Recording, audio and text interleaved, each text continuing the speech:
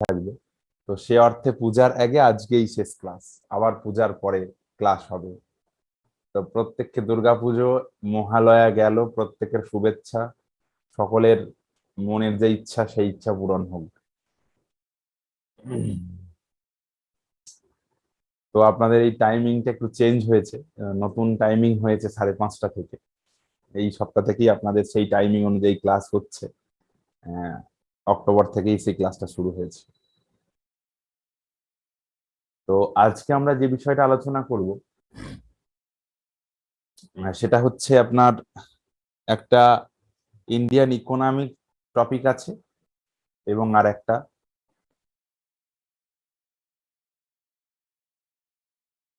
শরতের শুভেচ্ছার দুর্গাপূজা ভালো কাটুক আপনার। একদম একদম একদম।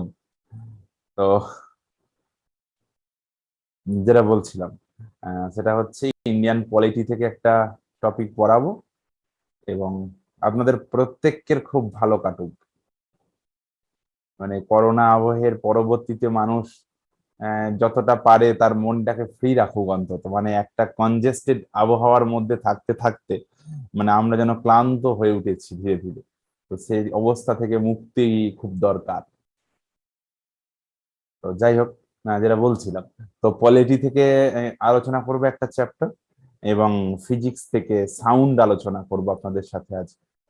পলিটি থেকে যে চ্যাপ্টারটা আলোচনা করব ইন্ডিয়ান পলিটি থেকে, তো ওটা সাধারণত আহ, বেশ গুরুত্বপূর্ণ চ্যাপ্টার। কি অর্থে সেটা বলি। আপনারা ঠিকঠাক শুনতে পাচ্ছেন তো? কথা একদম ক্লিয়ারলি শোনা যাচ্ছে তো? এবার জাস্ট জিজ্ঞাসা করে নিলাম, কথাটা ঠিকঠাক শুনতে পাচ্ছেন তো?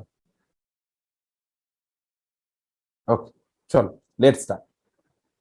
বেশ, যেটা বলছিলাম, ইন্ডিয়ান পলিটি, এবং এটা বলতে বলতে থেমে গেছিলাম। হ্যাঁ, ইন্ডিয়ান পলিটি থেকে সেন্ট্রাল স্টেট রিলেশনশিপ, মানে যার বাংলা কথা হচ্ছে কেন্দ্র রাজ্য সম্পর্ক। দেখুন, আমাদের দেশ ভারতবর্ষ একটা যুক্তরাষ্ট্রীয় কাঠামো। মানে কি, এই ভারতবর্ষে আলাদা দেখুন কেন্দ্র আছে, রাজ্যের উপস্থিতি আছে। কেন্দ্রে একটা সরকার চলছে, রাজ্যে আলাদা সরকারও চলতে পারে, কারণ আমাদের দেশে বহুদলীয় রাজনৈতিক ব্যবস্থা। অর্থাৎ এখানে একটার বেশি রাজনৈতিক দলের উপস্থিতি থাকতেই পারে, সেটাই আছে। তাই কেন্দ্র এবং রাজ্যে যে সবসময় একই সরকার থাকবে এরকমটা কোথাও বলা নেই। কেন্দ্র রাজ্যে আমাদের এক সরকার নেইও, আলাদা আলাদা রাজ্যে আলাদা সরকার আছে। তো এই যে কেন্দ্রে আলাদা সরকার, রাজ্যে আলাদা সরকার, তাহলে নিশ্চয়ই তো এমন কিছু রুলস এন্ড রেগুলেশনস আছে, এমন কিছু ব্যাপার আছে, এমন কিছু জিনিস আছে, যে ব্যাপারগুলো, যে জিনিসগুলো, যে ঘটনাগুলো, যে শর্তগুলো, যে নীতিগুলো এই কেন্দ্র রাজ্যকে একটা সুতোয় বেঁধে রেখেছে, বা কেন্দ্র রাজ্যের মধ্যে যে সম্পর্ক, সেই সম্পর্ককে একটা লাইনে বেঁধে রেখেছে। এরকম কিছু নিশ্চয়ই নীতি নির্দেশিকা আছে। তো দেখুন, যেমন এ পৃথিবীতে যখনই দেখবেন কোনো সম্পর্ক তৈরি হয়, যে সম্পর্ক তো কখনো একার সাথে একার সম্পর্ক হয় না। সম্পর্কে মিনিমাম দুজনের উপস্থিতি প্রয়োজন, এবং সেই সম্পর্ককে টিকিয়ে রাখতে গেলে, সেই সম্পর্ককে একটা দৃঢ় সম্পর্কে রূপান্তরিত করতে গেলে, বা দৃঢ় সম্পর্কে পরিণত করতে গেলে, দুজনার মধ্যে একটা স্ট্রং রিলেশন তৈরি করতে গেলে, সে যে রিলেশন হোক, তৈরি করতে গেলে কিছু ব্যাপার থাকে, যে ব্যাপারগুলোর দুজনাকেই ফলো করতে হয়। কিছু নিয়ম থাকে, যে নিয়ম দুজনাকেই মানতে হয়। কিছু নীতি থাকে, যে নীতি দুজনাকে মেনে চলতে হয়। ঠিক সেরকম ভাবেই ঠিক সেরকম ভাবেই এই কেন্দ্র এবং রাজ্যের মধ্যে বেশ কিছু নীতি আছে, বেশ কিছু নির্দেশিকা আছে। যে নির্দেশিকাগুলো, যে নীতিগুলোকে কেন্দ্রকেও যেমন মেনে চলতে হয়, অ্যাজ ওয়েল এজ রাজ্যকেও মেনে চলতে হয়। যদিও সেখানে আলাদা গভর্নমেন্টের উপস্থিতি থাকে, তবুও তাদের মধ্যে এই সম্পর্ক বজায় রেখেই চলতে হয়, কারণ আমাদের দেশের সংবিধান বলেছে আমাদের এটা যুক্তরাষ্ট্রীয় কাঠামো, যেখানে কেন্দ্র এবং রাজ্যের উভয়ের আলাদা আলাদা উপস্থিতি আছে, উপস্থিতি থেকে গেছে। তো আমরা সেই আলোচনা করব এই কেন্দ্র এবং রাজ্যের মধ্যে এমন কি ব্যাপার আছে যেগুলো সেন্ট্রালের ব্যাপার, যেগুলো control by the central government, এবং এমন কি ব্যাপার আছে যেগুলো totally control by the state government, as well as এমন কিছু কিছু ব্যাপার আছে যেখানে রাজ্য এবং কেন্দ্র উভয়ই কিছুটা করে শেয়ার দেয়। একটা ধরুন একটা এডুকেশন পারপাস, হেলথ সেক্টর, এগুলো কেন্দ্রও যেমন কিছুটা অর্থ বরাদ্দ করে, ঠিক তেমন রাজ্যও কিছুটা অর্থ বরাদ্দ করে। কেন্দ্র এবং রাজ্য তারা দুজনাই অর্থাৎ দুটো গভর্নমেন্টই কিছু অর্থ বহন করে, সেরকম কিছু তালিকা আছে, সেরকম কিছু নীতি নির্দেশিকা নিয়ম আছে। এই টোটাল ব্যাপারটাই আমরা আলোচনা করব যে চ্যাপ্টারটার মাধ্যমে। সেই চ্যাপ্টারটার নাম হচ্ছে সেন্ট্রাল স্টেট রিলেশনশিপ, যার বাংলা অর্থ কেন্দ্র রাজ্য সম্পর্ক। ঠিক আছে, চলুন শুরু করুন।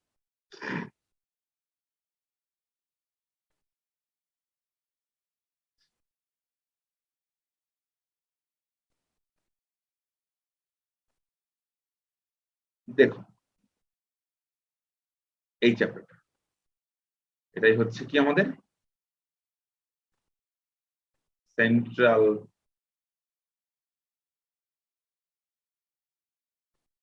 রিলেশনশিপ, কেন্দ্র রাজ্য সম্পর্ক। ঠিক আছে, এই যে সেন্ট্রাল স্টেট রিলেশনশিপ অর্থাৎ কেন্দ্র রাজ্য এই যে সম্পর্ক, এখানের এই কেন্দ্র রাজ্যের মধ্যে যে বন্ধনটা গঠন হয়েছে এইটা এরকম রয়েছে কানাডার সংবিধান। এই কানাডার সংবিধান থেকে এই সেন্ট্রাল স্টেট রিলেশনশিপের যে শর্ত ব্যাপারগুলো আছে সেগুলো ওই জায়গা থেকে কালেক্ট করা হয়েছে। এই কানাডার সংবিধান অনুযায়ী ভারতবর্ষ একটা কি যুক্তরাষ্ট্রীয় কাঠামো, এটা শোষণ নয়, এটা শাসন। যুক্তরাষ্ট্রীয় শাসন ব্যবস্থা ভারতবর্ষে রয়েছে, যেখানে কি যুক্তরাষ্ট্রীয় মানে কি, সেখানে সেন্ট্রাল এবং স্টেট দুজনারই উপস্থিতির একটা ব্যাপার আছে, দুজনার উপস্থিতির একটা গুরুত্ব আছে। ঠিক আছে, কেন্দ্র এবং রাজ্য দুটি পৃথক সরকারের অস্তিত্ব থাকতেই পারে, তবুও দুই সরকারের মধ্যে সমস্ত রকম ক্ষমতার বন্টন করা আছে। যেটা কেন্দ্রের দেখা দরকার সেটা কেন্দ্র দেখবে, যেটা রাজ্যের পরিচালনা করা দরকার, রাজ্যের দেখা দরকার, সেটা রাজ্য দেখবে।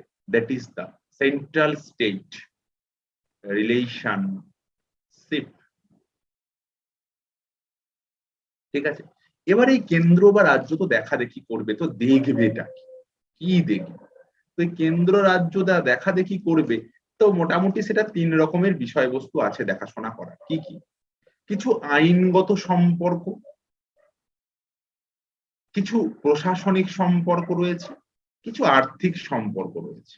মানে আইনগত সম্পর্ক কিছু আইনগত, যেমন এই জিনিসটা কার আন্ডারে, আইনগত ব্যাপার, লিগ্যাল ব্যাপার কিছু রয়েছে।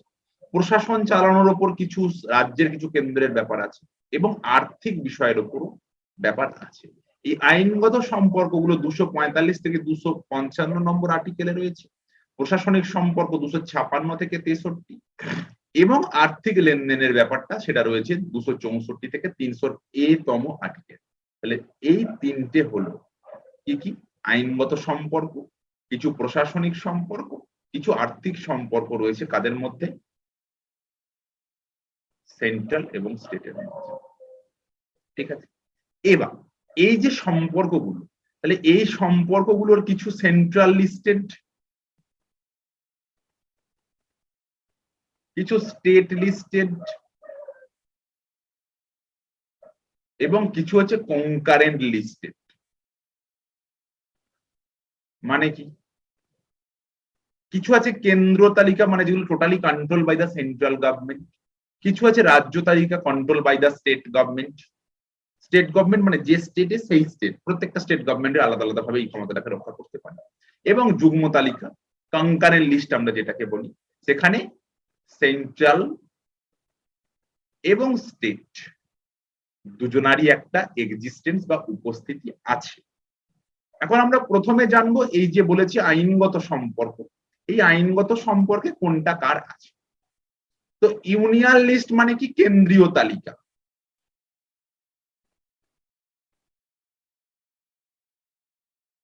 কেন্দ্রীয় তালিকা, তো ইউনিয়ন লিস্ট সাবজেক্ট, এই আইনগত সম্পর্কের ইউনিয়ন লিস্টের সাবজেক্ট আগে ছিল কেন্দ্রের হাতে 99টা, এখন একটা বর্তমানে বেড়ে এখন total number of union listed subject দাঁড়িয়েছে 100টা।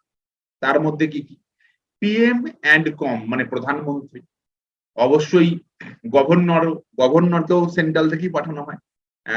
এসসি মানে আপনার supreme court, high court, attorney general, আচ্ছা, ডিফেন্স, আমাদের যে স্থল বা আর্মি রয়েছে, আপনার যে ধরুন নৌবাহিনী রয়েছে, নেভি রয়েছে, রেল ব্যবস্থা, এগুলো সবই, এবং ইলেকশন কমিশন অফ ইন্ডিয়া, যেটাকে আমরা কি বলি, কম মানে হচ্ছে মন্ত্রিসভা, মানে হচ্ছে আপনার পিএম অ্যান্ড কম মানে হচ্ছে ক্যাবিনেট অফ মিনিস্ট্রি, ক্যাবিনেট মন্ত্রী। তো ইলেকশন কমিশন মিন আমরা যেটাকে বলি সেন্ট্রাল ইলেকশন কমিশন। এগুলো সবই মোটামুটি এই রকম জিনিসগুলো, মানে যেগুলো শুনলেই আমরা একটা কেন্দ্র কেন্দ্র ব্যাপার শুনতে পাই, সেগুলো সবগুলোই সেন্ট্রাল লিস্টেড বা কেন্দ্রীয় তালিকার অন্তর্ভুক্ত। কি কি? পিএম অ্যান্ড কম, গভর্নর, আপনি এখানে ইয়েকেও ধরে নিতে পারেন, আমাদের প্রেসিডেন্ট অফ ইন্ডিয়া, প্রেসিডেন্ট, স্টেটের যিনি গভর্নর থাকবেন, অ্যাটর্নি জেনারেল তিনি থাকবেন, ডিফেন্স সেক্টরটা, railway, election commission, governor, supreme court, প্রধানমন্ত্রী এবং তার মন্ত্রিসভা, সবগুলি হচ্ছে কি সেন্ট্রাল লিস্টেড। তাহলে স্টেটের হাতে কি আছে? স্টেটের হাতে আগে প্রাথমিকভাবে 66টা বিষয় ছিল, এখন বর্তমানে কমে গেছে 5টা, এখন বর্তমানে 61টা রয়েছে। যেমন রাজ্য আইনসভা, মানে আপনি কি বলতে পারেন, সাধারণভাবে রাজ্যের যে বিধানসভা, বা কোনো কোনো স্টেটের ক্ষেত্রে কি আছে, বিধান পরিষদ, যেটা আপনি থাকবে সেটা সম্পূর্ণ রাজ্য তালিকা। সিএম অ্যান্ড কম মানে চিফ মিনিস্টার এবং তার যে মন্ত্রিসভা, মানে রাজ্য মন্ত্রিসভা, ওটা ক্যাবিনেট মিনিস্টার বা কেন্দ্রীয় মন্ত্রিসভা, এটা রাজ্য মন্ত্রিসভা। ইলেকশন কমিশন কি? State election commission. এই স্টেট ইলেকশন কমিশন কি করে? সাধারণত লোকাল সেলফ গভর্নমেন্ট গঠনের যে ইলেকশনটা হয়, মানে কি পঞ্চায়েত ভোট এবং মিউনিসিপ্যালিটি ভোটগুলোকে স্টেট ইলেকশন কমিশন চালনা করে। লোকাল অ্যাডমিনিস্ট্রেশন মানে গ্রামীণ পঞ্চায়েত, মিউনিসিপ্যালিটি, এগুলো সবই স্টেট লিস্টেড। স্টেট পুলিশ অবশ্যই স্টেটের, স্টেট পিএসসি অবশ্যই স্টেটের। আর যদি এটা স্টেট পিএসসি, এটাকে আপনি তাহলে কি বলতে পারবেন, ইউপিএসসিটা central listed. Local self government, local self government আমাদের এখানে দু রকম সাধারণত, কি কি, পঞ্চায়েত এবং মিউনিসিপ্যালিটি। এবং এখানে এই জিনিসটা আপনাকে করতে হবে না, এটা এখানে দরকার নেই, এটা এখন বর্তমানে এখানে নেই, এটা বাদ। তাহলে এরকম যে জিনিসগুলো, যেগুলো শুনলে আমরা একটা রাজ্য রাজ্য গন্ধ পাই, সেগুলো হচ্ছে স্টেট লিস্টেড সাবজেক্ট। ঠিক আছে, আর একটা লিস্টেড হয় যার নাম কনকারেন্ট লিস্টেড, মিনস এখানে সেন্ট্রাল এবং স্টেট দুজনারই কিন্তু একটা কি থাকবে, শেয়ার থাকবে, একটা ভাগ থাকবে। মানে কি, যেমন ধরুন আমাদের এডুকেশন সেক্টর, সেই এডুকেশন সেক্টরে যে বরাদ্দ, যে টাকা বরাদ্দ হয়, বা এডুকেশন সেক্টর যা খরচা করে, তার কিছুটা অংশ বহন করে রাজ্য, কিছুটা অংশ কেন্দ্র। তাই it is a concurrent listed subject. এরকম মোট 47টা সাবজেক্ট ছিল, এখন বর্তমানে সাবজেক্টটা দাঁড়িয়েছে কত, 52টা।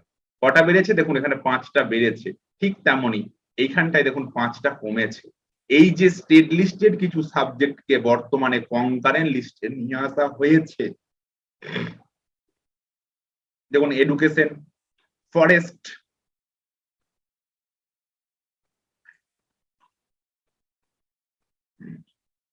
ফরেস্টের ব্যাপারটা কি রকম বলি আপনাদের।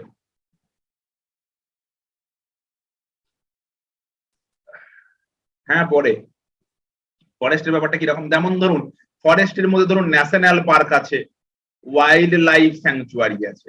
ধরুন যখন কোনো একটা রাজ্যে একটা ন্যাশনাল পার্ক থাকবে, তাকে গার্ড দেওয়া সবকিছু কেন্দ্রের দায়িত্ব। আবার যখন একটা ওয়াইল্ড লাইফ স্যাংচুয়ারি থাকবে, সেটা গার্ড বা প্রোটেকশন সবকিছু স্টেট গভর্নমেন্টের হাতে। তাই এই ফরেস্ট্রিটা কিছুটা স্টেট এবং কিছুটা সেন্ট্রালের হাতে রয়েছে। টিচারদের বেতন অবশ্য রাজ্য সরকার থেকেই দেওয়া হয়।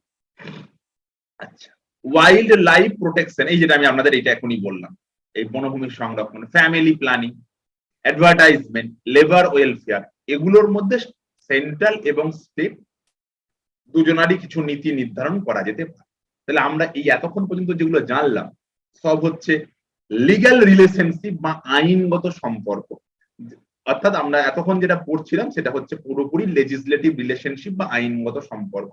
সেখানে কিছু ইউনিয়ন লিস্টেড দেখলাম, কিছু স্টেট লিস্টেড দেখলাম, কিছু কনকারেন্ট লিস্টেড দেখলাম। Union listed totally control by the central government, state listed totally control by the state government, আর concurrent list there are equal participation of central as well as the concerned state। এখানে রাজ্য এবং কেন্দ্র দুজনারই উপস্থিতির একটা ব্যাপার আছে। এরপর আসবো প্রশাসনিক সম্পর্ক, অ্যাডমিনিস্ট্রেটিভ রিলেশনস। তো এই অ্যাডমিনিস্ট্রেটিভ রিলেশনশিপ বা প্রশাসনিক যে সম্পর্ক, এই প্রশাসনিক সম্পর্ককে আপনি আবার দুভাগে ভাগ করতে পারেন। এই প্রশাসনিক সম্পর্ককে আপনি দুভাগে ভাগ করতে পারেন।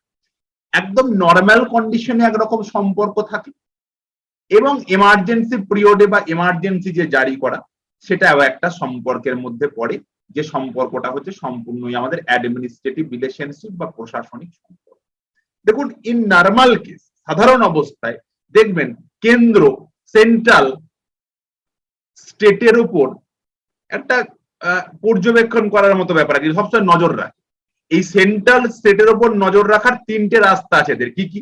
একটা দেখবেন রাজ্যে গভর্নর থাকে, এই গভর্নরকে নিয়োগ করে কি সেন্ট্রাল গভর্নমেন্ট, এটা। আচ্ছা, আইপিএস আইএস যারা রাজ্যে থাকে এরাও সেন্ট্রালের মাইনে পায়, এবং যে সেন্ট্রাল ফোর্স, এই তিনটেই গভর্নরের নিয়ম, আইপিএস আইএস নিয়ম এবং সেন্ট্রাল ফোর্সের নিয়ম, সবগুলোই কিন্তু এই নর্মাল কন্ডিশনে। ঠিক আছে, নর্মাল কন্ডিশন যখন এমার্জেন্সি পিরিয়ড কিচ্ছু নেই, দেশ সাধারণ অবস্থায় আছে, তখনও রাজ্যের গভর্নর থাকবে, আইপিএস আইএস থাকবে এবং সেন্ট্রাল ফোর্স থাকবে। এগুলো কাদের সম্পত্তি, এরা কাদের মাইনে দেয়? এগুলোকে সব সেন্ট্রাল মাইনে দেয়, অর্থাৎ সেন্ট্রাল মাইনে দেয় এদের, কিন্তু এরা কাজ করছে রাজ্যে। আর রাজ্যের ওপর যদি কেন্দ্র যে কোনো সময় তিনটে এমার্জেন্সি জারি করতে পারে, ন্যাশনাল এমার্জেন্সি, যদি দেশে কখনো ন্যাশনাল এমার্জেন্সি জারি হয়, তাহলে স্টেট গুলোতেও এমার্জেন্সি কন্ডিশন সৃষ্টি হয়ে যায়। স্টেট এমার্জেন্সি কেন্দ্র মনে করলেই যে কোনো স্টেটের ওপর এমার্জেন্সি কল করতে পারে, দ্যাট ইজ স্টেট এমার্জেন্সি। আর ফিনান্সিয়াল এমার্জেন্সি, ফিনান্সিয়াল যখন দেশে যদি কখনোই চালু হয়, ঈশ্বর না করুন এরকম কোনোদিন না আসে, যদি কখনো চালু হয়, তখন কিন্তু সেন্ট্রাল এবং স্টেট দুজনাই কিন্তু সেই এমার্জেন্সির আন্ডারে পড়ে। তাই in normal condition or in the emergency condition, যে অ্যাডমিনিস্ট্রেটিভ রিলেশনশিপ, সেখানে কিন্তু কেন্দ্র রাজ্যকে সাধারণভাবে কন্ট্রোল কিন্তু দুটো উপায়ে করেই যাচ্ছে। নর্মাল কন্ডিশনেও কন্ট্রোল করছে এবং এমার্জেন্সি কন্ডিশনেও কন্ট্রোল করছে। নর্মাল কন্ডিশনে কি রকম? গভর্নরের নিয়োগ, আইপিএস আইএস নিয়োগ, সেন্ট্রাল ফোর্স নিয়োগ। আর এমার্জেন্সি কন্ডিশনে কি করছে? ন্যাশনাল এমার্জেন্সি ঘোষণা করছে, স্টেট এমার্জেন্সি ঘোষণা করছে, ফিনান্সিয়াল এমার্জেন্সি ঘোষণা করছে। অর্থাৎ এই সব কিছুটাই হচ্ছে অ্যাডমিনিস্ট্রেটিভ রিলেশনশিপ, যার মাধ্যমে কেন্দ্র রাজ্যের উপর সবসময় একটা কন্ট্রোলিং পাওয়ার চাপিয়ে রাখতে পেরেছে, সংবিধান সেই অধিকার দিয়েছে। ঠিক আছে, এরপর কি রয়েছে? আর কিছু রয়েছে প্রশাসনিক সম্পর্ক, হলো সরি, এবার হচ্ছে অর্থনৈতিক সম্পর্ক, মানে ফিনান্সিয়াল রিলেশনশিপ। এই ফিনান্সিয়াল রিলেশনশিপে আমাদের দেশের সমগ্র দেশের অগ্রগতি এই ট্যাক্স সিস্টেমের উপর নির্ভর করছে। এবার এই ট্যাক্স সিস্টেমটা এমন ভাবে তৈরি, যেখানে সেন্ট্রাল কিছু ট্যাক্স পায়, সেন্ট্রালের চাপানো কিছু ট্যাক্স রাজ্য পায়, আবার এমন কিছু ট্যাক্স আছে সেন্ট্রাল পায় রাজ্য পায়, দুজনের মধ্যে একটা ইকুয়ালিটি আছে। যেমন প্রথমে দেখুন বলছে tax belong to the union exclusive, মানে কি এই ট্যাক্স গুলো সব কে পায়? Central government. যেমন ধরুন custom tax, income tax, corporate tax, এই ট্যাক্স গুলো সব সময় কে পায়? সেন্ট্রাল পায়, এখানে রাজ্যের কোন রকম কোনো অধিকার নেই। ঠিক আছে, এবার স্টেটের কি কি ট্যাক্স পায়? দেখুন স্টেটও অনেকগুলো ট্যাক্স আদায় করতে পারে, যেগুলোর ট্যাক্স আদায়কৃত অর্থ সম্পূর্ণই সেই রাজ্যের হাতে থেকে যায়, কখনোই কেন্দ্র পায় না সেগুলো। যেমন land revenue, sell tax, road tax, luxury goods এর উপর tax, profession tax, trade tax, consumption tax, tax on entry of goods, অর্থাৎ কোথাও থেকে গুডস বা জিনিসপত্র যে প্রবেশ লোকাল এরিয়ায়, সেই ট্যাক্স গুলো, এই সব ট্যাক্স গুলো কিন্তু স্টেট গভর্নমেন্ট পাচ্ছে। কি কি? Land revenue tax, sell tax, road tax, luxury goods এর উপর tax, profession tax, trade tax, এগুলো সবই কে পাচ্ছে? এগুলো সবই পাচ্ছে আপনার রাজ্য পাচ্ছে। ঠিক আছে, কাস্টম ডিউটি ওটাও তো একটা ট্যাক্সের মধ্যেই পড়ছে। এরপর হচ্ছে দেখুন বলছে tax levied and collected by the central, মানে এবার এমন কিছু ট্যাক্স বলবে যেটা সেন্ট্রাল জারি করছে, বাট কে সুবিধা পাচ্ছে? স্টেটও সুবিধা পাচ্ছে। যেমন রেলওয়ের যে ফেয়ার্স এন্ড ফ্লাইটস আছে, ট্যাক্সেশন, স্ট্যাম্প ডিউটিজ, স্ট্যাম্পের উপর যে ট্যাক্স, আচ্ছা property on the other than the agriculture, এই সমস্ত ট্যাক্স গুলো জারি করছে কেন্দ্র, পাচ্ছে কে? রাজ্য। তারপর বলছে tax levied and collected by the union distributed by the state and জিএসটিটা হাফ হাফ কেন কেন হয়? এটা দেখুন, জিএসটি তে একটা সেন্ট্রাল ট্যাক্সেশন সিস্টেম করা হয়েছে যেখানে রাজ্য এবং কেন্দ্র দুজনাই ট্যাক্স সিস্টেমটাকে এক কাঠামোয় আনার জন্য এটা করা হয়েছে। তো এবার এই যে ট্যাক্সটা, income tax other than the agriculture, এই ইনকাম ট্যাক্সটা কি ইউনিয়ন এবং state, tax levied by the union চাপাচ্ছে, কিন্তু ডিস্ট্রিবিউটেড হয় কিছুটা পরিমাণ অর্থ স্টেটও পায় এবং সেন্ট্রালও পায়। আপনি ট্যাক্সের নামটা জেনে রেখে দিলেন ইনকাম। ঠিক আছে, এই কথা। এরপর আপনি যেটা বলবো এই চ্যাপ্টারের, সেটা হচ্ছে আপনার inter state council. Inter state council মানে কি? এই স্টেট এবং সেন্ট্রাল, এই স্টেট এবং সেন্ট্রালের মধ্যে একটা কাউন্সিল গঠন। তো এটা একটা কনস্টিটিউশন বডি, 263 নম্বর আর্টিকেলে বলা আছে। এই ইন্টার স্টেট কাউন্সিলের হেড কে হবেন? চেয়ারম্যান হবেন পিএম। সেখানে কার উপস্থিত থাকবে? যে কোনো রাজ্যের যেখানে হবে ইন্টার স্টেট কাউন্সিল তার সিএম, সেটা হতে পারে স্টেটের সিএম, হতে পারে ইউটি মানে ইউনাইটেড টেরিটরি। আচ্ছা, 6 সেন্ট্রাল ক্যাবিনেট মিনিস্ট্রি, কেন্দ্রীয় যে মন্ত্রিসভা আছে, প্রধানমন্ত্রীর যে ক্যাবিনেট মিনিস্ট্রি আছে তার যে কোনো দায়িত্বপ্রাপ্ত 6 জন মন্ত্রী, এবং অল অ্যাডমিনিস্ট্রেটর অফ ইউটিজ, ইউটি যে অ্যাডমিনিস্ট্রেটররা চালান তারাও এই কাউন্সিলে থাকতে পারবেন। যদি ইউটির ক্ষেত্রে হয় তারা ইউটিতে থাকবেন, আর স্টেটের ক্ষেত্রে হলে স্টেটের যিনি আছেন তিনি দায়িত্বে থাকবেন। এইভাবেই গঠন হয়েছে ইন্টার স্টেট কাউন্সিল।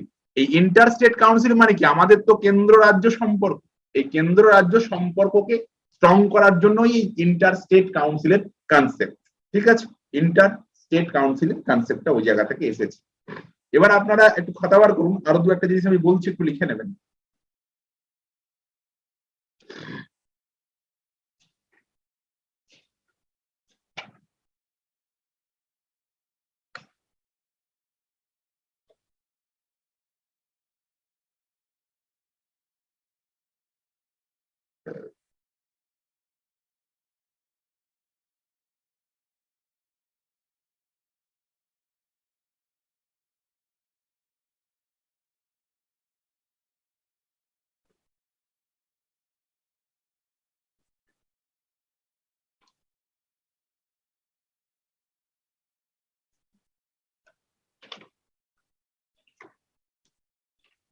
এক্সট্রা কিছু তথ্য আমি বলছি, লিখে নেবেন।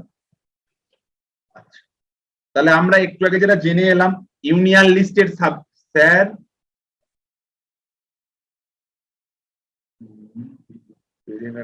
সেলফ ট্যাক্স, এটা আমি জানি না।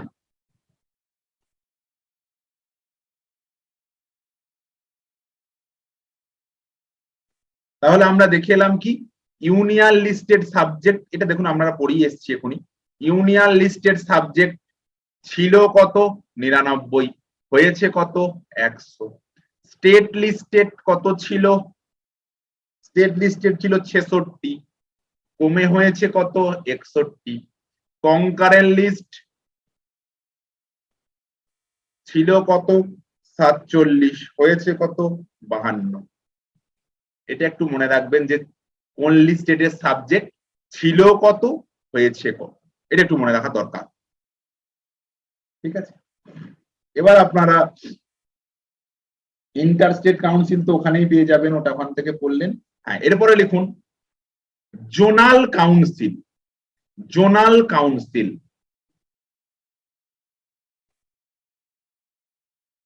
জোনাল কাউন্সিল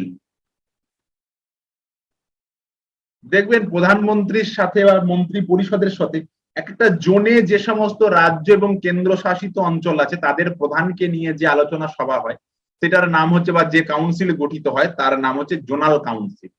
এরকম জোনাল কাউন্সিল আমাদের দেশে এই মুহূর্তে আছে 6টা জোনাল কাউন্সিল আছে। 6টা জোনাল কাউন্সিল আছে। এই 5টা ছিল, লাস্ট জোনাল কাউন্সিল অ্যাড হয়েছে, মানে 6তমটা অ্যাড হয়েছে কার আমলে? At the time of Indira Gandhi.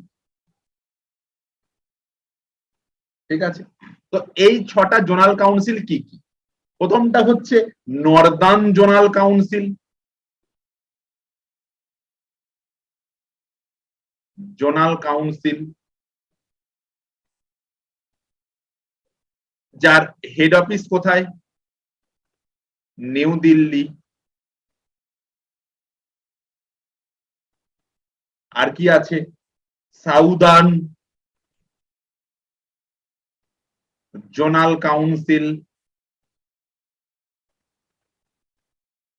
যার হেড অফিস হচ্ছে চেন্নাই।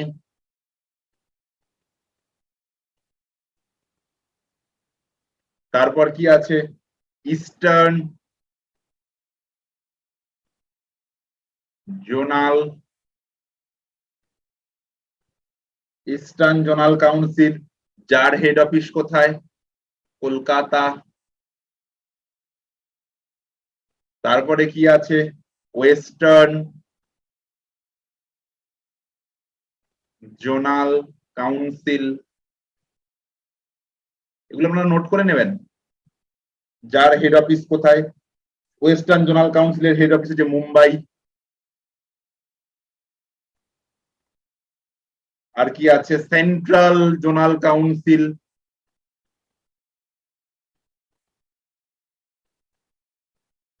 সেন্ট্রাল জোনাল কাউন্সিলের হেড অফিস কোথায়? এলাহাবাদ।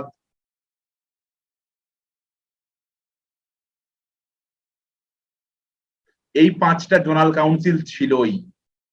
আর এই 6তমটা ইন্দিরা গান্ধী অ্যাড করেছেন, যার নাম দিয়েছিলেন নর্থ ইস্ট জোনাল কাউন্সিল, যার হেড অফিস হচ্ছে শিলং। ঠিক আছে, এই হলো 6টা জোনাল কাউন্সিল। যে জোনাল কাউন্সিলে কি কি বললাম? কিছু স্টেট আছে, যে যে জোনে সেই জেনের থাকা কিছু স্টেট কিছু ইউটিস নিয়ে এই কাউন্সিল গুলো গঠিত হয়েছে। ঠিক আছে, এবার এই যে জোনাল কাউন্সিল গুলো গঠিত হয়েছে, এই জোনাল কাউন্সিল গুলোর হেড কি? তো লিখে নিন এখানে আরো কিছু তথ্য, এই জোনাল কাউন্সিলের আন্ডারে কিছু তথ্য আপনি স্টার দিয়ে লিখে নিন। আমি যেটা লিখছি, লিখুন the central home minister,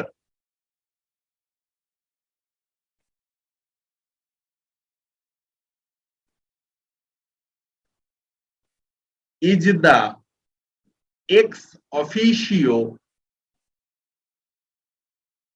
the ex officio chairman of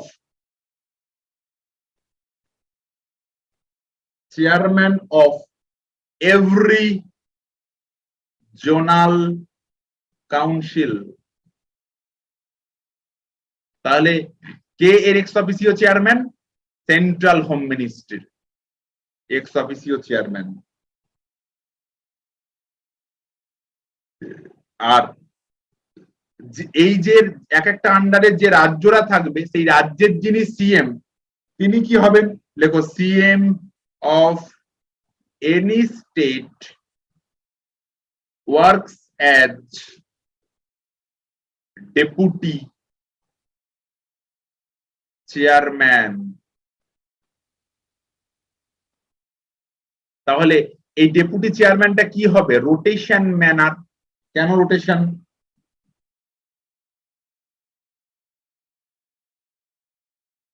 ধরুন এগুলোর আন্ডারে তো 5টা 6টা করে স্টেট আছে, তাহলে এই জোনাল কাউন্সিলের মিটিং এ এক বছর যে স্টেটের সিএম হবেন, পরের বছর নিশ্চয়ই সেই স্টেটের সিএম হবেন না, অন্য স্টেটের সিএম হবেন।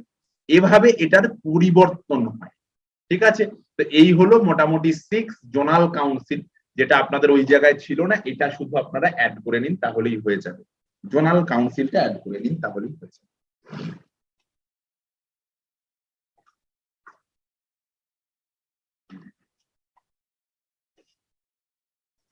তাহলে আমরা প্রথমে একটা জিনিস বললাম কি, জোনাল কাউন্সিল ছিল কটা?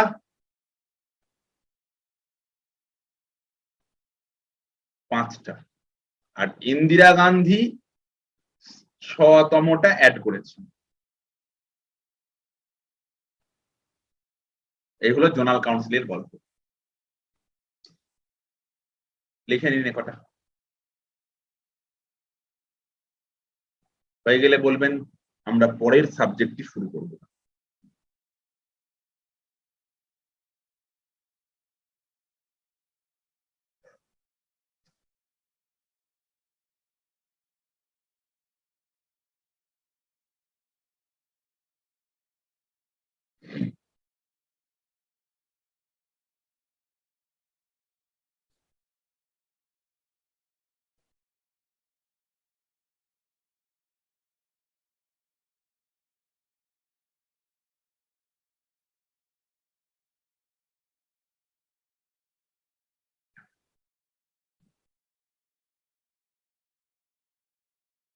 কনকারেন্টলি 47 ছিল, এখন 52।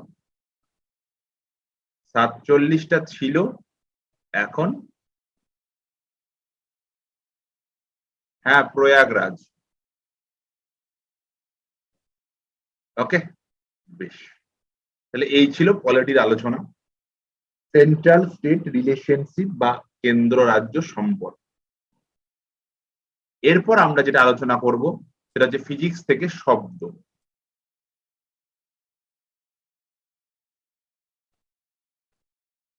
সরি, আজকে কেমিস্ট্রি ছিল, সরি সরি সরি, ধাতুবিদ্যা, মেটাল কেমিস্ট্রি। মেটাল কেমিস্ট্রি, আপনি মাটি খুঁড়িয়ে মাটির তলা থেকে যেটা নিয়ে এলেন, মাটির তলা থেকে কিছু একটা নিয়ে এলেন, কঠিন একটা পদার্থ নিয়ে এলেন, আপনি মাটি খুঁড়ে মাটির তলা থেকে যেটা নিয়ে এলেন সেটা একটা অজৈব যৌগ, ধাতব অজৈব যৌগ পাওয়া গেলে সেটা আপনি নিয়ে এলেন। আপনি মাটির তলা থেকে যেটা নিয়ে এলেন সেটা খনিজ। আর এই খনিজ থেকে আপনি যেটা খনিজ যে সমস্ত এক্সট্রা পদার্থগুলো আছে সেগুলোকে বাদ দিয়ে সেখান থেকে আপনি ধাতুকে কালেক্ট করেন, তাহলে যে খনিজ থেকে খুব সহজে ধাতুকে আপনি কালেক্ট করেন সেটা হচ্ছে ওর বা আকরিক। ওরস বা আকরিক, তাহলে খনিজ মিনস মিনারেলস। খনিজ মিনস আপনি মাটির তলা থেকে যেটা নিয়ে আসছেন সেটাই খনিজ, কিন্তু সেটার মধ্যে যেটা থেকে সহজে কোনো একটা ধাতুকে এক্সট্রাক্ট করা যাচ্ছে তখন সেটি হচ্ছে আকরিক। খনিজ এবং আকরিক, তাই বলা যায় সমস্ত খনিজই, তাই কি বলা যায় সমস্ত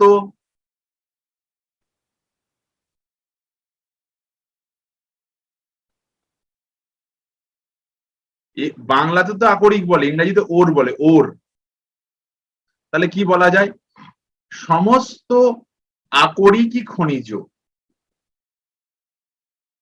সমস্ত আকরিক খনিজ, কিন্তু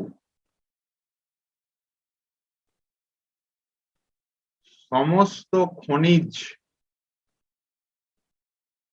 আকরিক নয়। কেন নয়?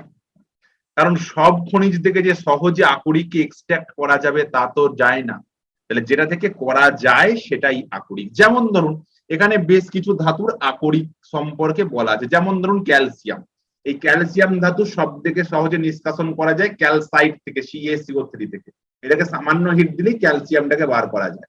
তাহলে এই ক্যালসাইটটা হলো ক্যালসিয়ামের আকরিক, বিকজ এখান থেকে খুব সহজে, খুব কম খরচে, পরিমাণে বেশি পরিমাণে আপনি ক্যালসিয়ামকে এক্সট্রাক্ট করতে পারবেন, তাই এটা ওর আকরিক। যেমন জিঙ্ক, জিঙ্কের আকরিকের নাম জিঙ্ক ব্লেন্ড, ZnS। টিন, টিনের আকরিক নাম টিন স্টোন, SnO2। তাহলে এখান থেকে Sn কে খুব সহজে এক্সট্রাক্ট করা যায়, তাই এটা আকরিক। যেমন অ্যালুমিনিয়াম, এটা পরীক্ষায় খুব আসে, অ্যালুমিনিয়ামের আকরিকের নাম কি? Bauxite, Al2O3 2H2O। বক্সাইট হচ্ছে কি বললাম? Al2O3 2H2। এই যেটা, এটাকে বলা হয় কেলাস জল, মানে এই কেলাসটা গঠন করতে গিয়ে এই জলের অণুটার উপস্থিতির প্রয়োজন। তামা, তামার আকরিকের নাম হচ্ছে চ্যালকোপাইডাইটিস, Cu2S2। রূপা, silver glance, Ag2S, silver glance, Ag2S। ম্যাগনেসিয়ামের আকরিকের নাম ম্যাগনেটাইট, MgCO3। লোহার আকরিকের নাম, এটা হেমাটাইট বা এটা হেমাটাইট, ঠিক আছে, Fe2O3। এটা লোহার আকরিকটা আপনি যেটা মনে রাখবেন, হিমাটাইটটা মনে রাখবেন, এটাই পরীক্ষায় আপনি বেশি পাবেন, হিমাটাইট। আর সীসা যেখান থেকে নির্গত করা হয় সহজে তার নাম গ্যালোনাজার সংকেত পিবিএস। তাহলে এই আকরিক গুলো থেকে খুব সহজে কোনো ধাতুকে এক্সট্রাক্ট করা যায়, এবং যে আকরিক থেকে যত সহজে ধাতুকে আকরিককে এক্সট্রাক্ট করা যায় সেটাই হচ্ছে সেই যে খনিজ পদার্থ, সেই খনিজ পদার্থের আকরিক সেটাই যেখান থেকে খুব সহজে ধাতুটাকে এক্সট্রাক্ট করা যায়, খুব কম তাপমাত্রা দিয়ে এক্সট্রাক্ট করা যায়। ঠিক আছে, এরপর হচ্ছে খনিজ মল। কোন আকরিকের মধ্যে মূল ধাতব পদার্থের সঙ্গে যে অপ্রয়োজনীয় পদার্থ মিশ্রিত থাকে তাকে বলা হয় খনিজ মল। মানে ধরুন যেটা আপনি খনি থেকে তুলে নিয়ে এলেন, সেখানে তো শুধু যে ধাতুটা থাকবে তার কোনো কথা নেই, সেই ধাতুর সাথে আরো অনেক পদার্থ মিশে আছে। তাহলে ওই মূল যে ধাতুটা, যেমন ধরুন আপনার রূপা, তামা, অ্যালুমিনিয়াম, জিঙ্ক, টিন, ম্যাগনেসিয়াম, এই মূল ধাতুর সঙ্গে যে অপ্রয়োজনীয় পদার্থ মিশে থাকে তাদেরকে বলা হয় খনিজ মল। ঠিক আছে, এরপর হচ্ছে বিগালক বা ফ্ল্যাক্স কাকে বলে? বিগলন প্রক্রিয়ায় কি করা হয়? আকরিক মানে খনিজটাকে গলিয়ে দিয়ে সেখান থেকে আকরিককে এক্সট্রাক্ট করা হয়, সংগ্রহ করা।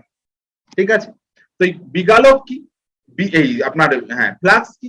এই প্রক্রিয়ার সাহায্যে তাপ জারণ করে, মানে তাপ দিয়ে কি করা হয়? যখন বলছে আকরিকের সঙ্গে যে পদার্থ যুক্ত করে রাসায়নিক বিক্রিয়ার দ্বারা আকরিকের মধ্যে অশুদ্ধিগুলো দূর করা হয়, সেই পদার্থকে বলা হয় বিগালক।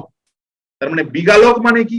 ধরুন কোন একটা খনিজ পদার্থ আপনি মাটি থেকে কালেক্ট করে এনেছেন, তাহলে ধরুন আপনি জিঙ্ক অক্সাইড নিয়ে এসেছেন, তার সঙ্গে জিঙ্ক ছাড়াও তো আরো অনেক অশুদ্ধি মেশানো আছে, তাহলে বাইরে থেকে আপনি এমন কোন রাসায়নিক পদার্থ দিলেন যে পদার্থটা ওই বাদ বাকি পদার্থগুলোকে ডিজলভ করে সেখান থেকে সেই আকরিকটাকে ইজিলি এক্সট্রাক্ট করতে পারলো, সেইটাকে বলা হয় বিগালক বা ফ্ল্যাক্স। আর ধাতু মল বা স্ল্যাগ কাকে বলে? বিগালক মানে কি? যে পদার্থটা আপনি বাইরে থেকে অ্যাড করলেন ওই দূষিত পদার্থগুলোকে দূর করার জন্য। তার মানে বিগালকের সঙ্গে খনিজ মলের বিক্রিয়া, খনিজ মল মানে কি? ওই ধাতুটা, মেন যে ধাতুটা, তার সঙ্গে যে অপ্রয়োজনীয় পদার্থগুলো আছে সেগুলো কিন্তু খনিজ মল, তাদের বিক্রিয়া যেটা উৎপন্ন হয় সেটা ধাতু মল। তাহলে খনিজ মল মানে হচ্ছে মেন আকরিকের সঙ্গে যে অশুদ্ধি মিশে থাকে, বিগালক মানে হচ্ছে মেন আকরিকের সঙ্গে যে অশুদ্ধি মিশে থাকে সেগুলোকে দূর করার জন্য আপনাকে বাইরে থেকে যে রাসায়নিক পদার্থটা প্রয়োগ করতে হয়। আর ধাতুমল মানে কি? এই বিগালক যেটা আপনি প্রয়োগ করলেন এবং মেন ধাতু এক্সট্রাক্ট করে নেওয়ার পর তার যে অপ্রয়োজনীয় পদার্থটা পড়ে থাকলো তাদের যে মিশ্রণ তাকে বলা হয় ধাতুমল। এই তিনটে টার্ম কিন্তু আপনাকে খুব ভালো করে বুঝতে হবে, মনে রাখতে হবে। সেটা হচ্ছে খনিজ মল, ভালো করে ক্লিয়ার করে নিন। খনিজ মল মানে মেন যে ধাতুটা তার সঙ্গে যে অশুদ্ধি মিশে আছে সে খনিজ মল। বিগালক কি বা ফ্ল্যাক্স কি? ফ্ল্যাক্স মানে হচ্ছে বিগালন প্রক্রিয়ায় কোনো একটা পদার্থ যার সঙ্গে বিভিন্ন পদার্থ মিশে আছে কোনো একটা আকরিকের সঙ্গে, সেই পদার্থগুলোকে তো দূর করতে হবে, এই দূর করার জন্য বাইরে থেকে যে রাসায়নিক পদার্থকে প্রয়োগ করতে হয় সে বিগালক। তার মানে এক্ষেত্রে পদার্থটা কিন্তু ওই আকরিকের মধ্যে থাকে না, বাইরে থেকে কোনো পদার্থকে প্রবেশ করাতে হচ্ছে, ফ্ল্যাক্স। আর স্ল্যাগ হচ্ছে বিগালকের সঙ্গে, অর্থাৎ ধরুন কোন বিগালক প্রয়োগ করার পর, ফ্ল্যাক্স প্রয়োগ করার পর আপনার যে মেন ধাতু সে তো বেরিয়ে গেল, তাহলে তার অশুদ্ধি পড়ে থাকলো, তার সাথে ওই ধাতু মলটা, তার সাথে কি পড়ে থাকলো? বিগালক তো পড়ে থাকলো, প্লাস ওই যে খনিজ মলটা পড়ে থাকলো, যেটা আপনার ধাতুকে নেওয়ার পর তার যে অপ্রয়োজনীয় পদার্থ, ওর মিশ্রণকে বলা হয় ধাতু। এই তিনটে টার্ম আপনাকে একটু মনে রাখতে। এরপর বলছে সংকর ধাতু। দেখুন এই টার্মটা যখনই আসে সংকর, মিক্সড, এই সংকর মানে সেখানে নিশ্চয়ই মিনিমাম আপনাকে দুটো পদার্থ থাকতেই হবে, তার বেশিও থাকতে। যেমন ধরুন পিতল, এই পিতলের মধ্যে কে কে থাকে? কপার থাকে এবং জিঙ্ক থাকে, এই পার্সেন্টেজ গুলো দেওয়া আছে এবং এদের ব্যবহার, এই ব্যবহার গুলো আপনাকে কিন্তু একটু মনে রাখতে। কাঁসার মধ্যে কে কে থাকে? কপার থাকে এবং জিঙ্ক থাকে, কিন্তু দেখুন এই পিতলের ক্ষেত্রে কপার 70%, জিঙ্ক 30%, কিন্তু এর ক্ষেত্রে কি কপার 80%, জিঙ্ক 20%। এটাও বাসনপত্র, গ্লাস, মূর্তি এসব তৈরি করতে ব্যবহার করা হয়। তারপর আছে ব্রোঞ্জ, এর মধ্যে কি থাকে? কপার থাকে আর এসেন থাকে, টিন 90 এবং 10%।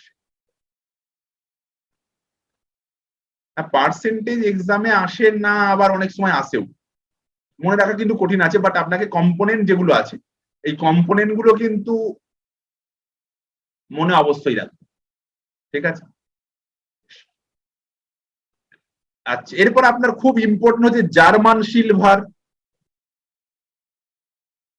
ডুরালুমিন, স্টেনলেস স্টিল, নাইক্রোম, অ্যানলিকো, এগুলো খুব ইম্পর্টেন্ট। যেমন জার্মান সিলভার কি কি আছে, সিইউ আছে 55%, এনআই আছে 20% এবং জেডএন 25%। বাসনপত্র ফুলদানি তৈরি করতে ব্যবহার করা। তবে জার্মান সিলভার থেকে উপাদানগুলো বেশি আছে, যে জার্মান সিলভার কি কি নিয়ে গঠিত। পার্সেন্টেজ মনে না রাখলেও আপনাকে উপাদান মনে রাখতেই হবে, যে সিইউ, এনআই এবং জিঙ্ক, জেডএন, এই তিনটে নিয়ে গঠিত। ডুরালুমিন কি কি নিয়ে গঠিত, এএল, এই অ্যালুমিনিয়াম বেশি থাকে, কপার মাত্র 4%, আর এমজি আর এমএন আছে 0.5 করে। তাহলে ডুরালুমিন চারটে জিনিস নিয়ে গঠিত। তার মধ্যে অ্যালুমিনিয়াম সব থেকে বেশি। যদি অনেক সময় এরকম প্রশ্ন দেয়, what is the main component of duralumin, then your answer is aluminium, because in duralumin there are 95% aluminium, 4% copper, মানে 0.5 করে ম্যাগনেসিয়াম এবং ম্যাঙ্গানিজের উপস্থিতি থাকে। স্টেনলেস স্টিল, এখানে এফই বেশি, এফই দেখুন 85 থেকে 90% এফই। ক্রোমিয়াম তো খুবই কম, 10 থেকে 15%। তার মানে stainless steel made up of এফি অ্যান্ড সিয়া, লোহা এবং ক্রোমিয়াম। গান মেটাল, তার মধ্যে সিইউ থাকে, এসএন থাকে, জেডএন থাকে। নাইক্রোম, এই নাইক্রোম যেটা আমরা জানি বৈদ্যুতিক হিটার বা ইলেকট্রিক ইস্ত্রিতে এই নাইক্রোমকে ব্যবহার করা, এর ব্যবহারটা খুব ইম্পর্টেন্ট। এই নাইক্রোম কি কি নিয়ে গঠিত, নিকেল, ফেরাস, এফি এবং ক্রোমিয়াম। নিকেলই হচ্ছে মেন কম্পোনেন্ট নাইক্রোমের। ঠিক আছে। অ্যানলিকো কি কি নিয়ে গঠিত, অ্যানলিকোর মধ্যে স্টিল থাকে, স্টিল, এবং এই স্টিল ছাড়াও অ্যালুমিনিয়াম, নিকেল, কোবাল্ট এগুলো থাকে স্থায়ী চুম্বক তৈরি করতে। অ্যানলিকোর শুধু ব্যবহারটা মনে রাখবেন, স্থায়ী চুম্বক তৈরি করতে ব্যবহার করা হয়। রাংঝাল, ঝালাইয়ের কাজে ব্যবহার করা হয়। কলঙ্কহীন ইস্পাত, অস্ত্র চিকিৎসায় ব্যবহার করা হয়। ইনভার, পরিমাপ যন্ত্রতে ব্যবহার করা হয়। এগুলো মনে রাখতেই হবে। আর একটা যেটা মনে রাখবেন, গান মেটালের ব্যবহার, যেটা বন্দুক তৈরি করতে ব্যবহার করা হয়। ঠিক আছে, এটা আপনাকে মনে রাখবেন। এরপর আপনাকে কয়েকটা তথ্য দেব, যে তথ্যগুলো একটু মনে রাখবেন, পরীক্ষায় অনেক সময় আসে। ওয়ান লাইনার কিছু তথ্য এই চ্যাপ্টার রিলেটেড। যেমন কাস্ট আয়রন কাকে বলে, কাস্ট আয়রন মানে হচ্ছে অশুদ্ধ লোহার মধ্যে যে 2 থেকে 4.5% কার্বন থাকে, সেই জিনিসটাকে বলে কাস্ট আয়রন। রট আয়রন কি, যে লোহাটা অনেকটা বিশুদ্ধ, মাত্র যে লোহার মধ্যে করে খুব সামান্য পরিমাণ কার্বন আছে, 0.1 থেকে 0.15। তাহলে কাস্ট আয়রনের মধ্যে কার্বন বেশি আছে, আর রট আয়রনের মধ্যে কার্বন লেস, কম আছে। দার্শনিকের উলের সংকেত কি, জিঙ্ক অক্সাইড, জেডএনও, মনে রাখতে হবে আপনার। মরিচার সংকেত, ভেরি ভেরি ইম্পর্টেন্ট, মানে আমি যেটা বলি কে কে I, crore crore important. 2Fe2O3 3H2O। পরীক্ষায় প্রশ্ন আসতে পারে যে এইটাকে কি বলা হয়, এই H2O-টা কি জিনিসটা, কেলাস জল। মানে এই ক্লাসটা গঠন করতে গেলে এই জলের অণুটার উপস্থিতি প্রয়োজন। ঠিক আছে। এরপর আসবো পারদ সংকর। ঠিক আছে, দেখবেন যে কোনো সংকর ধাতুর মধ্যে যদি পারদের উপস্থিতি থাকে, তখন তাকেই বলা হয়, মানে যে কোনো একটা কম্পোনেন্ট হিসেবে পারদ উপস্থিত, তখন তাকে পারদ সংকর বলা হয়। লিথোফোর কম ইম্পর্টেন্ট, জেডএনএস এবং BaSO4 এর যে সাদা মিশ্রণ, তাকে লিথোফোর বলা। এই দুটো মনে রাখবেন, হোয়াইট ভিট্রিয়ল এবং ব্লু ভিট্রিয়ল। ব্লু ভিট্রিয়ল মানে তো তুঁতে, এদের সংকেত। হোয়াইটটার সংকেত হচ্ছে ZnSO4 7H2O, আর ব্লু ভিট্রিয়লের সংকেত CuSO4 5H2O। এইখানেও যে H2 গুলো আছে, এগুলোকেও তাহলে আমরা কি বলবো, এগুলো হচ্ছে কেলাস জল। কারণ কোন একটা কেলাস গঠন করতে গেলে পারদ HG গো, HG পারদের সংকেত। আচ্ছা, ফটকিরি, ফটকিরি যেটা আমরা বলি alarm, KSO4 Al2O3 SO4 whole 7 এবং 24H2O। হ্যাঁ, মার্কারি। ব্লিচিং পাউডারের সংকেত CaOClCl, এই সংকেতটা মনে রাখবেন, অনেক সময় দেয়। প্লাস্টার অফ প্যারিস 2CaSO4 এবং H2O, সংকেতটা মনে রাখবেন। আচ্ছা, এই হাইড্রোলিথ, ক্যালসিয়ামের সঙ্গে হাইড্রোজেনের বিক্রিয়ায় যে CaH2 উৎপন্ন হয়, এটাকে হাইড্রোলিথ বলে। গ্লোবাল সল্টের সংকেত হচ্ছে Na2SO4 10H2। চিলি সলপিটার, এই সংকেতগুলো অনেক সময় দেয়, ওই জন্য আমি আপনাদের বলে দিলাম, NaNO3। টেবিল সল্ট মানে কি, খাদ্য লবণের সাথে যে MgCl এর ক্লোরাইড বা ব্রোমাইড অল্প পরিমাণ মেশানো হয়, সেটাই হচ্ছে টেবিল সল্ট।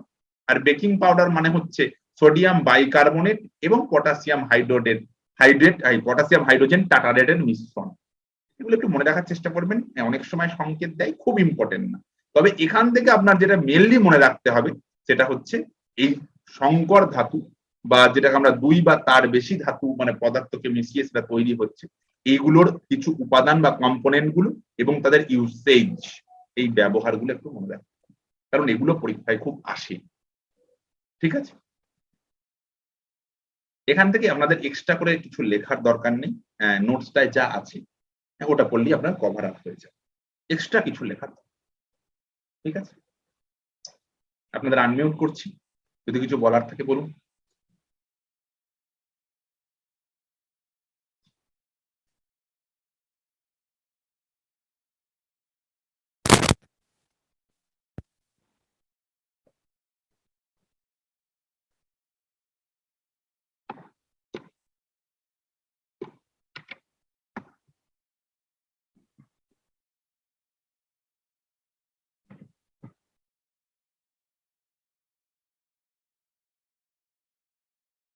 বলুন, আনমিউট করলাম আপনাদের। স্যার আজ অরিজিনাল পিডিএফটা দেবেন তো? হুম, ঠিক আছে স্যার, থ্যাংক ইউ। অরিজিনালও দিয়ে দেবো আর মার্ক করাও দিয়ে দেবো।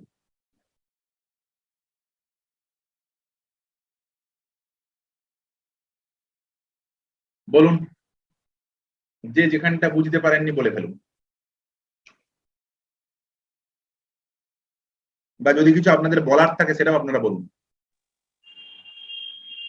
Hello sir. হ্যাঁ স্যার বলুন। স্যার বলছিলাম আপনাকে টেলিগ্রামে মেসেজ করেছিলাম ওই ওয়েস্ট বেঙ্গলের জিকের ব্যাপারে, আপনি বলেছিলেন সেন্ড করবো। হ্যাঁ হ্যাঁ বলুন বলুন বলুন। স্যার ওয়েস্ট বেঙ্গলের জিকের নোটটা আপনাকে বলেছিলাম একটু শেয়ার করার জন্য। ওয়েস্ট বেঙ্গল জিকে বলতে জিওগ্রাফি? না না, এসে আপনি ডাব্লিউবিসিএস এর অ্যান্সার করার সময় কিছু ওয়েস্ট বেঙ্গল ওরিয়েন্টেড কিছু জিকের কথা বলছিলেন না? ঠিক বুঝতে পারছি না, বলুন তো কোন কি বলেছিলাম, আমার তো ঠিক মনে পড়ছে না। স্যার ওই ডাব্লিউবিসিএস কোশ্চেনের অ্যান্সার গুলো যখন আপনি ক্লারিফিকেশন করছিলেন তখন ওই কন্যাশ্রী, সবুজ সাথী বা এই ধরনের যে ওয়েস্ট বেঙ্গল ওরিয়েন্টেড। মনে পড়েছে।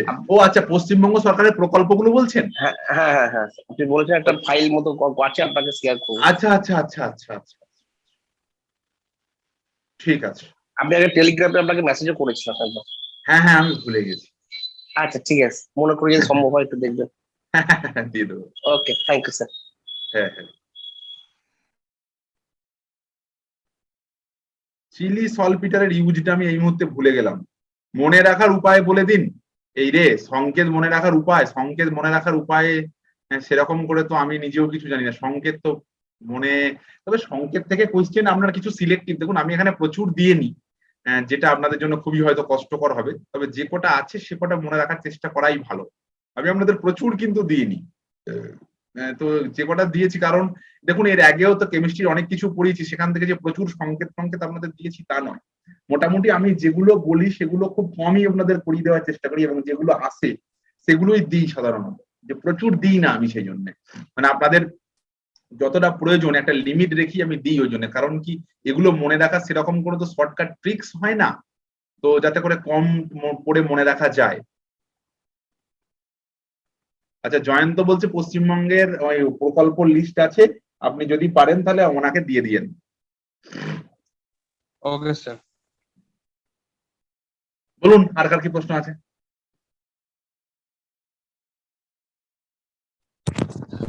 স্যার বলছি ওই যে ভুলগুলো আছে আপনার বইটাতে ওগুলো কি সংশোধন করে ছাপিয়েছেন নাকি সব ওইভাবেই ছাপিয়েছেন? বই আর কোনো ভুল নেই, সব কারেক্টেড করা আছে। Thank you sir. হ্যালো হ্যাঁ বলুন। স্যার, বলছি আমাদের কি এই টাইম টেবিলটা ক্লাসের এটা পার্মানেন্ট? হ্যাঁ, আপনাদের ব্যাচ যতদিন ছিল ততদিন। স্যার এই সন্ধ্যার সময় তো শুধু ম্যাথটা ছিল ঠিক ছিল, কিন্তু সবগুলো তো আছে, আর সন্ধ্যার দিকে খুব নেটওয়ার্কের প্রবলেম হচ্ছে, ক্লাস করতে খুব অসুবিধা হচ্ছে। আচ্ছা, এই আসলে আপনার ক্লাসটা স্যার আমি কেমিস্ট্রিটা প্রথম থেকে কিছুই করতে পারলাম না। আচ্ছা আচ্ছা, সাদ্দাম তুমি আমাদের অনলাইনে অফলাইন ব্যাচে আসতে না? হ্যাঁ স্যার, অফলাইনে যেতাম। হ্যাঁ স্যার এখন আমাদের এখানকার কাইতির গাড়িগুলো বেশিরভাগই বন্ধ, একটা দুটো যায়, সেই জন্য আর মানে অফলাইনে আর যাচ্ছি না, অনলাইনই করছি। আচ্ছা আচ্ছা, কারণ অফলাইন ওই জন্যই বলছি, তোমাদের ব্যাচটা চলছে, আমি তোমার অনেক কদিন হলো তুমি আসোনি, সেই জন্য আমার হঠাৎ মনে পড়ে গেল তোমার কথাটা। হ্যাঁ হ্যাঁ এবার দেখো, এটা অ্যাকচুয়ালি শিডিউলটা তো মোটামুটি এটাই ফিক্স শিডিউল, কারণ কি তোমার মানে অনলাইনে অনেক ব্যাচ হয়ে গেছে, তো ওই জন্য এই ছড়িয়ে ছিটিয়ে থেকে না সব ক্লাস করার খুব অসুবিধার জন্য আমরা সব ব্যাচ, যে কোনো ব্যাচে যে বারে class say bar, but time তাদের শুরুর টাইমটাকে ফিক্সড করছে। যেমন ধরো WBCS ক্লাস শুরু হয় সকাল 7টা, প্রাইমারি টেট শুরু হয় সকাল 9টা, পুলিশের মেন্স ক্লাস শুরু হবে বেলা 11টা অনলাইনে। বার তাদের যা আছে, কিন্তু ওই টাইম শুরুর গুলো সব এক রাখা হয়েছে।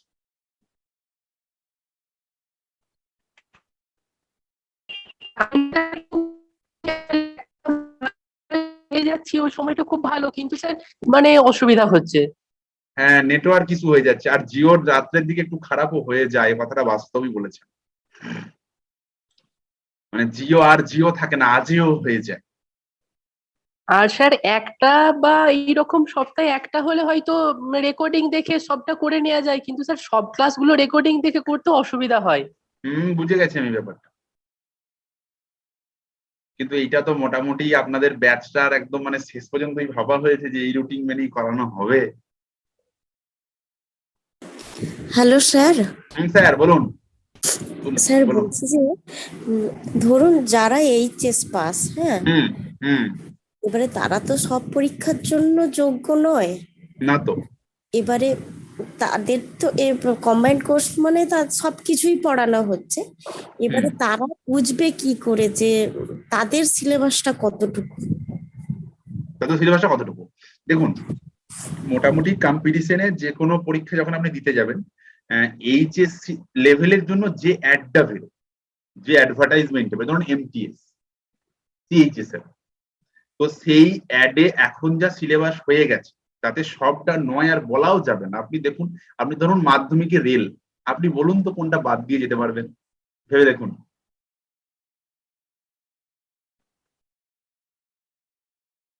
শুনতে পাচ্ছেন আমার কথা?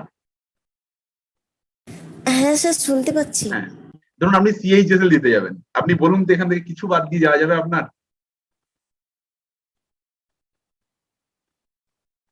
যাবে কি? বাদ দিয়ে যাওয়া যাবে কি মনে হয় CHSL দিতে গেলে?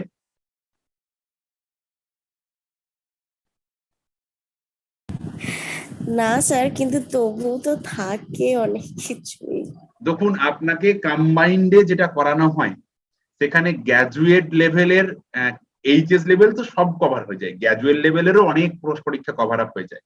তারপর আপনাকে কিছুটা প্র্যাকটিস মুডে আসতে হয়। যেমন আমাদের ধরুন আপনারা যারা অনলাইনে আছেন, আমাদের প্র্যাকটিস ব্যাচ শুরু হবে নভেম্বরের লাস্ট উইক থেকে। যদিও হয়তো আপনারা অনলাইনে যারা দূরে আছেন তারা হয়তো, কারণ প্র্যাকটিস ব্যাচ তো অফলাইন ছাড়া করা যাবে না, তো সেই প্র্যাকটিস ব্যাচ যখন শুরু হবে আমরা সেখানে এক্সাম স্পেসিফিক প্র্যাকটিস দেওয়া হবে, প্র্যাকটিস সেট দেওয়া হবে। একটা টিচার এসে 1 ঘন্টা করে 1.5 ঘন্টা করে ক্লাস নেবেন, সেই প্র্যাকটিস সেটটা বুঝিয়ে তারা চলে যাবে। এই প্র্যাকটিস মুডে আসলে তখন, যেমন আমরা প্র্যাকটিস ব্যাচটা আমাদের নভেম্বরের পর থেকে শুরু হবে। যে কোনো ব্যাচের স্টুডেন্টরাই প্র্যাকটিস করতে পারে, কারণ প্র্যাকটিস ছাড়া তো আপনার মনে থাকবে, আমরা সিলেবাস শেষ হয়ে গেল, কিন্তু আপনি যদি প্র্যাকটিস না করেন তো মনে থাকবে না। তখন কিছুটা আপনি ডিফার করতে পারবেন। তার আগে আপনাকে আমার যুক্তিতে সবটা পড়ে নেওয়াটাই ভালো। আমরা করতে পারবো, হ্যাঁ। আপনি কি chapter wise objective type question করাবেন? হ্যাঁ, আমি করাবো। কিন্তু মানে এবার আপনি প্র্যাকটিস, আমি ধরুন আপনাদের অনলাইনে ধরুন পিডিএফ কিভাবে চ্যাপ্টার ওয়াইজ কিছুটা শেয়ার করলাম পিডিএফ, কিন্তু সেটা মানে আমাদের যদি আপনারা এই অফলাইন ব্যাচে এসে প্র্যাকটিসটা করতে পারেন, সেখানে টিচারদের ফুল এক্সপ্লানেশন সহ, সেটা অনেক ভালো হবে। কিন্তু আপনাদের যারা অনেক দূরে বাড়ি তারা তো প্র্যাকটিস ব্যাচে আসাটা মুশকিল। সেটা অবশ্য এখনই শুরু হচ্ছে না, কম্বাইন্ড আপনাদের তো 6 মাস বা 8 মাস না হলে প্র্যাকটিসে এসে খুব একটা লাভ হবে। কম্বাইন্ড 6-8 মাস হলে তবে আপনারা যে কোনো প্র্যাকটিস, মানে যে আপনারা যে দিকটাকে টার্গেট করছেন সেই অনুযায়ী প্র্যাকটিস, কেউ ব্যাংক টার্গেট করতে পারেন, কেউ CGL CHSL টার্গেট করতে পারেন, টার্গেট অনুযায়ী ব্যাচ করাটাই ভালো। স্যার কারেন্ট অ্যাফেয়ার্স করাবেন, অবশ্যই কারেন্ট অ্যাফেয়ার্স তো করাতেই হবে। আমাদের এই যে সিলেবাসটাকে না, আমাদের সিলেবাসটার 52টা ব্রেকআপ করা আছে, সেই ব্রেকআপ অনুযায়ী শেষ 8টা ক্লাস আপনার কারেন্ট অ্যাফেয়ার্স এর আছে। মানে এরকম ভাবে শেষ 8টা ক্লাসে আমি 8টা না 7টা ক্লাসে আমি 14 বা 12 মাসের কারেন্ট অ্যাফেয়ার্সটা পড়িয়ে দেবো। এভাবে সিলেবাসটাকে ভাঙা আছে আর কি আপনার, মানে একটা ওয়েতে ভাঙা আছে, যাতে করে টোটাল সাবজেক্টিভের সিলেবাসটা as well as static as well as current affairs টোটালটা কভার আপ হয়ে যায়। এই জন্য একদম উইক 1 থেকে উইক 52 পর্যন্ত সিলেবাসটাকে সুন্দর প্যাটার্নে একটা ভাঙা আছে। সেই অনুযায়ী দেখবেন আপনাদের লেখা থাকে ক্লাসের নাম্বার 30, মানে 30 সপ্তাহ আপনাদের ক্লাস চলছে, এই অনুযায়ী সিলেবাসটাকে ভাঙা আছে। হ্যালো স্যার, আর একটা কথা জিজ্ঞেস করব। বলুন। আমি বলছি ধরুন আমরা তো 1 বছরের তো কোর্স আমাদের, হুম, এবারে আমাদের কোর্স শেষ হয়ে গেল, হুম, এবার আমরা এখন মানে ধরুন ম্যাথ প্র্যাকটিস করতে গেলে কিছুটা হয়তো হ্যাঁ, আটকে যাচ্ছে, তখন সেটা হ্যাঁ, আমরা গ্রুপে দিয়ে দিচ্ছি, আমাদের সলভ হ্যাঁ, করে দিচ্ছে। হ্যাঁ, মানে কোর্স শেষ হওয়ার পর কি এরকম সুযোগ পাবো, গ্রুপে হ্যাঁ, থাকতে পারবো? গ্রুপেও থাকবেন, গ্রুপ তো আপনাদের থেকে যাবে, গ্রুপটা আমাদের সারা জীবনই থেকে যাবে আপনাদের গ্রুপটা। এবং আমরা অফলাইনে তো আমাদের প্র্যাকটিস ব্যাচ আছেই, হবেই, নভেম্বর থেকে শুরু হচ্ছে। আমরা চেষ্টা করছি যদি অনলাইন স্টুডেন্টদের নিয়েও প্র্যাকটিস ব্যাচটা কি ফর্মে করা যায়, কারণ আমাদের তো অ্যাপ হয়ে যাচ্ছে, অ্যাপের মাধ্যমে আমরা টেকনিশিয়ানের সমস্ত দিন কথা হচ্ছিল আমার, যে যারা আসতে পারবে না দূরের, তারা কিভাবে প্র্যাকটিস ব্যাচে জয়েন করতে পারে। তো সেটাও 2-1 মাসের মধ্যে আমরা শিওর হয়ে যাবো যে অনলাইনে স্টুডেন্টরাও প্র্যাকটিস ব্যাচে, মানে কিরকম বলতো, ধরুন আপনাদের একটা কোয়েশ্চেন দেওয়া হলো, সেই কোয়েশ্চেনটা আপনার ক্লাসে শুরুতে দেওয়া হলো, আপনি আধ ঘন্টা করলেন, তারপর আমি সেই কোয়েশ্চেনটার ফুল এক্সপ্লেন করলাম, মানে কেন এই উত্তরটা, ব্যাপারে ম্যাথ স্যার ধরুন ম্যাথের কোশ্চেনটা আপনাকে দিলেন, আপনি প্র্যাকটিস করলেন, তারপর স্যার এসে সেটা টোটাল এক্সপ্লানেশন, এইটা করতে হবে, এবং সেটা মিসলেনিয়াস ফর্মে থাকবে। এটা তো আমাদের অফলাইনে হবেই। এবার অনলাইন ব্যাচটাকে কতটা কি করা যাবে সে বিষয়ে আমার সঙ্গে একদিন কথা হচ্ছিল, তো আমাদের ফাইনাল হলি, আপনাদের তো এখনো কোর্সটা শেষ হতে প্রায় 5 মাস বাকি আছে, ঠিক জানিয়ে দেবো। স্যার আমাদের কোর্স শেষ হয়ে গেলেও কি আমরা প্র্যাকটিস সেট পাবো? হ্যাঁ, ওই প্র্যাকটিস ব্যাচে আপনাকে জয়েন করার জন্য বলা হয়, যদি আপনি প্র্যাকটিস ব্যাচে অনলাইন প্র্যাকটিস ব্যাচে জয়েন করে যান, তাহলে অবশ্যই সেই প্র্যাকটিস মুডে একদম এরকম লাইভ 1:1 মানে আপনারা আলোচনা করবেন। স্যার ওই প্র্যাকটিস ব্যাচের মানে ফিজ কিরকম স্যার একটু বলতে পারবেন? না, না, ওটা এখনো আপনাদের অফলাইনের ব্যাচেস ঠিক হয়েছে, এখনো অনলাইনের ব্যাচেস এর নিয়ে জাস্ট, মানে ওটা তো ধরুন অ্যাপের মাধ্যমে, ওটাকে হয়তো মানে জুমের সাহায্যে সেভাবে করা যাবে না, ওটা এখনো দেখা যাক, অ্যাপ ডেভেলপ হোক। আমাদের অ্যাপ তো হয়েই প্রায় গেছে, মানে আপনার কোয়েশ্চেন পরীক্ষার ফর্ম তো পুজোর পরে আমাদের রেজিস্ট্রেশন শুরু হয়ে যাবে, তো সেটা হোক, তারপরে আপনাদের তো এখনো 5-6 মাস আছে, তার মধ্যে আমি ঠিক জানিয়ে দেবো আপনাদের। এটা তো 7 দিনের মধ্যে চলে যাবে, জিকে ভলিউম 2 7 দিনের মধ্যে চলে যাবে, পুজোর আগেই পেয়ে যাবেন আপনি।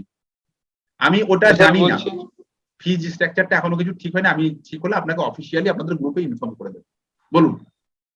বলছি যে যেটা ওয়েবসাইটে যেটা প্র্যাকটিসের ব্যবস্থা করবেন বলছিলেন, ওটা তো হ্যাঁ, এখন মনে হয় শুরু হয়নি। না, ওটা তো আমাদের অ্যাপটা লঞ্চ হলে তবে, কারণ অ্যাপের মাধ্যমে করানো হবে তো ওটা। আচ্ছা স্যার, অ্যাপটা ওটা কি স্যার পে করতে হবে অ্যাপটার জন্য? না, আমি বললাম না, এটা নিয়ে এখন এই বিষয়ে এখনো কথা হয়নি, এটা আমি জানি না, এটা আচ্ছা আমাদের সিদ্ধান্ত হোক।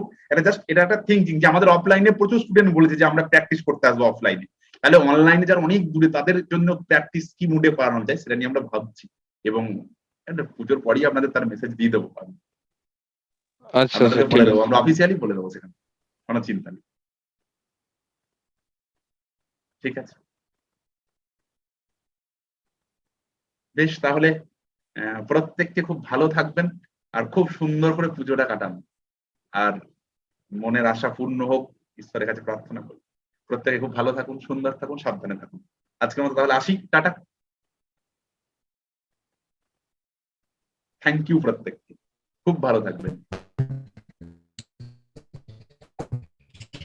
আপনি ভালো ভালো। একদম, থ্যাংক ইউ প্রত্যেক।